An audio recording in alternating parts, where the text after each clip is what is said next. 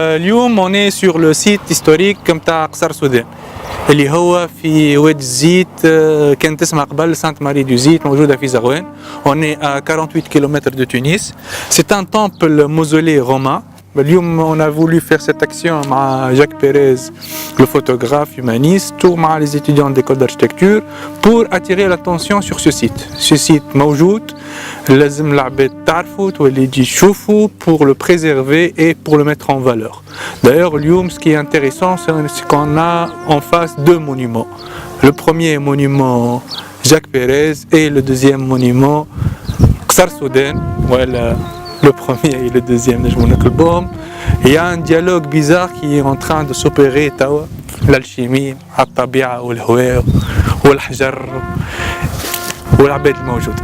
Il y a une variété de styles architecturaux sur le site هذا. Il est vraiment magnifique, un truc à conserver ou à visiter quoi. اليوم جينا للسيت هذايا واللي أول مرة راه كنت في بالي باش نلقاو اون سول باتيس اللي ظهر ايبوك واحدة مي جيتي سوربري قداش فما من كونستركسيون بحذا لو مونيومون و لو تومبل سنترال وقداش كل بنية تسانسبير من الأخرى وقداش كل بنية تاخذ من حاجات الأخرى باش تبني و ريزيست.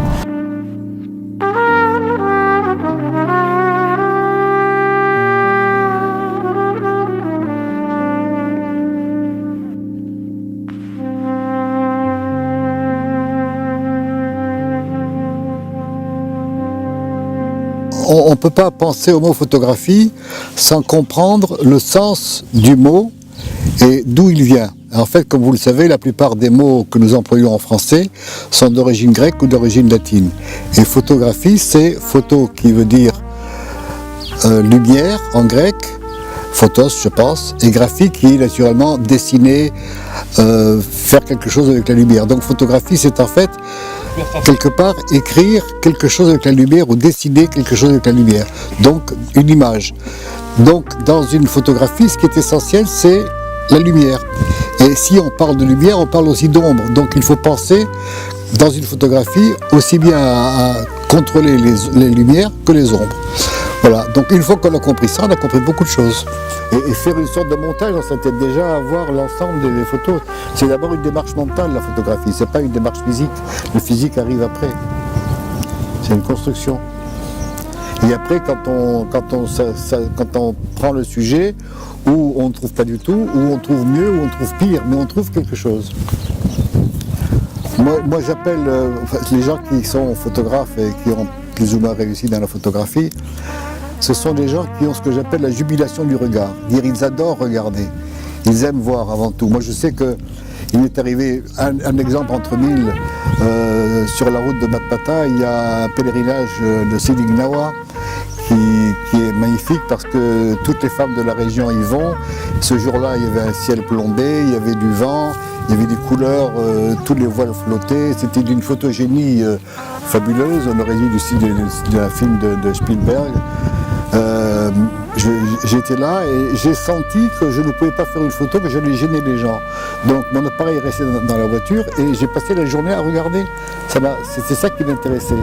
Pourquoi photographier quand on va gêner les gens? Donc il me semble que j'ai jamais gêné quelque chose.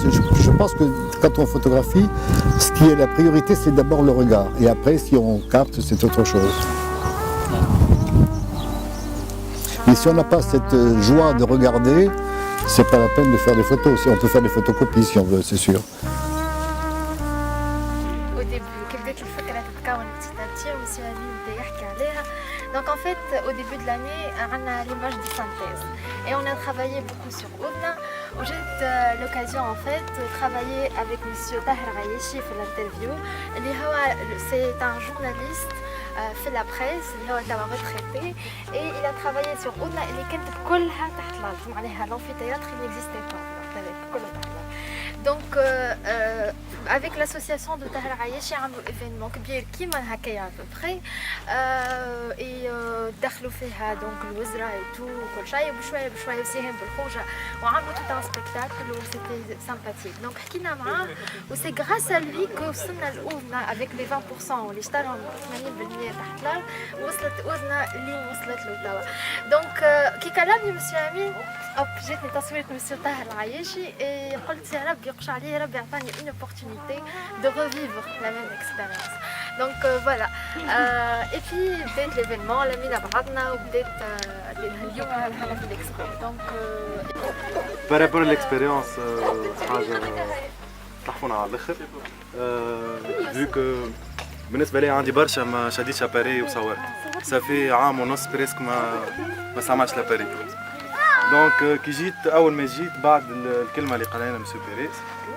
خمم باش نلوج كل دار نمشي لها نحاول نلقى بلوز مو الحاجه اللي حسيتها دابا ما دخلت بارابور التصويره هذه سيتي وقتها معايا كنزه عيطت لي خايفه قالت لي هاي ندخلوا الدار هذيا جيت لها نجري قعدت نوضر حسيتها تقوش عليها ميزون اونتي دونك حبيت كي دخلت عملت اون ميزون سين بارابور للتصويره هذه الشباك كان مسكر البيزاج ما ظهرش البرانش هذه ما كانتش موجوده لوجت على بيرس باش نظهر بيه لابيرس اللي على البر تقوش عليها فما سورس دو في اللي مازال تنجم تدخل الباتيمون هذا فوالا هذا هو الريشيرش اللي حبيت نعمله بارابور للتصويره هذه هي اكثر حاجه بالنسبه للتصويره هذه قعدت نخمم برشا قبل ما نعملها ديجا مشيت سالت امين قلت له اسكو سي بوسيبل نكلم مسيو بيريز نقول له هاي نطلع خاطر بعد شويه فوالا من بعد شديت روحي مشيت له خاطر الشمس ساهي باش تمشي ما كانش تصورها تو ساهي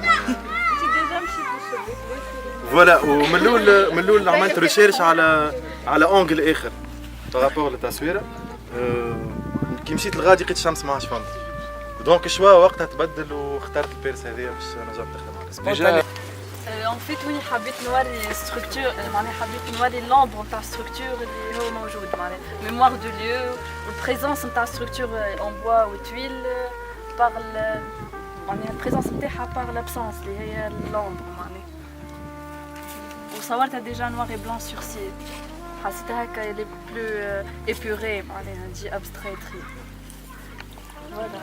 Oui, le travail, je trouve, c'est avoir saisi l'ombre pour montrer la structure. Parce que c'est pas la structure, c'est son ombre. Donc c'est très étrange. C'est une image qui étonne, qui surprend et qui trouble quelque part. Parce qu'on se dit, où est la réalité? Est-ce que c'est l'ombre qui est réelle? Qu'est-ce que c'est que ce bâtiment? Donc on se pose des questions. Et c'est très, très intéressant et en même temps très angoissant. De avoir un univers personnel terrible.